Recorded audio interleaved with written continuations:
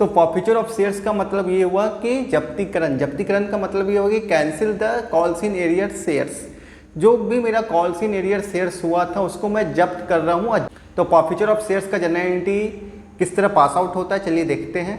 तो एंट्री आपका क्या है, shares capital account debit to shares forfeiture, और जितनी भी शेयर्स आपका कॉल्स इन एरियर हुआ है, जितने भी शेयर्स आपका कॉल्स इन एरियर हुआ है सबको मैं क्रेडिट कर दूंगा। अगर मान लीजिए आपका तो फॉरफीचर ऑफ शेयर्स आपका हो सकता है कॉल्स इन एरियर होगा प्रीमियम अमाउंट या नॉन प्रीमियम अमाउंट, ठीक है, दो केस हो सकते हैं। तो चलिए देखते हैं सबसे पहले नॉन प्रीमियम अमाउंट एग्जांपल के थ्रू। सपोज मान लीजिए आपको 3000 शेयर होल्डर से 100 रुपये करके चाहिए थे और आपका एप्लीकेशन मनी 30 रुपया था, अलॉटमेंट मनी और फर्स्ट कॉल मनी 25 था और फाइनल कॉल मनी 20 रुपये था।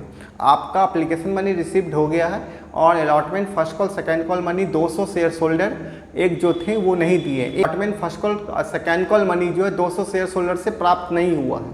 तो जनरल एंट्री किस तरह पास होगा, तो हम क्या करेंगे, शेयर्स कैपिटल अकाउंट को डेबिट करेंगे और 2 शेयर्स फॉरफीचर अकाउंट को क्रेडिट करेंगे और 2 शेयर्स जिस कॉल्स पे आपको अमाउंट नहीं प्राप्त हुए हैं उसको मैं क्रेडिट करूंगा। 2 shares allotment account, 2 shares first call account, 2 shares second call account से मैं क्रेडिट करूंगा और आपका अमाउंट जो होगा शेयर्स कैपिटल अकाउंट डेबिट में वो होगा आपका कॉल्स इन एरियर शेयर्स को मल्टीप्लाई करना है आपको कॉल्ड अप कैपिटल से। तो कॉल्ड अप कैपिटल क्या है आपका, यहाँ पे देख सकते हैं 100 है ना। तो आप 200 शेयर्स को 100 से मल्टीप्लाई कीजिएगा तो 20,000 रुपये आपका शेयर्स कैपिटल अकाउंट डेबिट से 20,000 रुपये को मैं डेबिट करूँगा। उसके बाद आपका अलॉटमेंट मनी जो आपका 25 रुपये था, 200 शेयर्स मल्टीप्लाई 25 करूँगा, जो भी अमाउंट आएगा वो आप लिखिएगा 5,000 रुपया।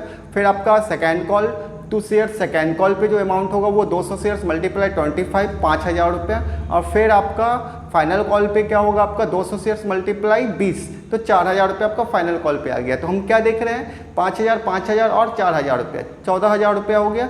और अब 2 शेयर फॉरफीचर में जो अमाउंट होगा वो बैलेंसिंग फिगर से निकालिएगा तो सही है, नहीं तो आप इस तरह भी निकाल सकते हैं। कॉल्स इन एरियर शेयर्स को मल्टीप्लाई करना है पेड ऑफ कैपिटल से। पेड ऑफ कैपिटल कितना है आपका यहाँ पे एप्लीकेशन पे 30 रुपया जो आपको प्राप्त हो गए हैं। तो 200 शेयर्स मल्टीप्लाई 30 मतलब 6,000 रुपया आपका फॉरफीचर में होगा, नहीं तो बैलेंसिंग फिगर से भी आपको 6,000 रुपया ही होगा क्योंकि 14,000 रुपया हो गया और 20,000 में से माइनस करेंगे 6,000 रुपया होगा। ये था आपका सिंपल एंट्री। चलिए अब देखते हैं प्रीमियम अमाउंट अगर कॉल्स इन एरियर होगा तो जनरल एंट्री किस तरह पास आउट होगा।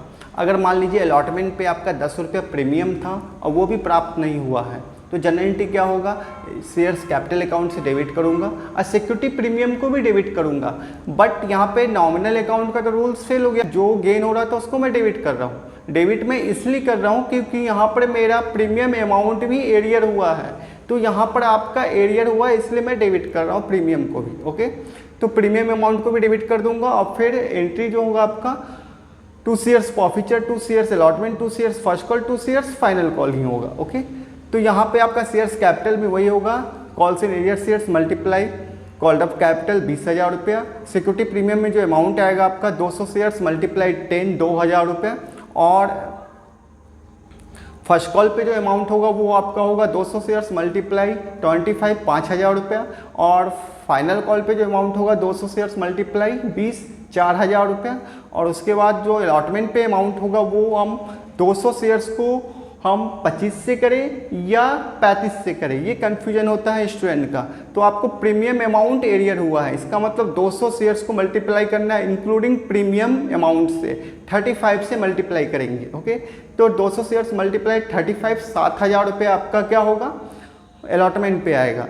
तो आप क्या देख रहे हैं 7,000 रुपया 5,000 रुपया और 4,000 रुपया, तो टोटल अमाउंट कितना हो गया आपका 10,000 रुपये आपको प्राप्त हो चुके हैं। और आपको 20,000 रुपया और 2,000 रुपया 22,000 रुपया प्राप्त नहीं हुए, तो जो बैलेंसिंग फिगर आया वो आपका 6,000 रुपया है, जो आप 6,000 रुपया आप मेंशन कर सकते हैं।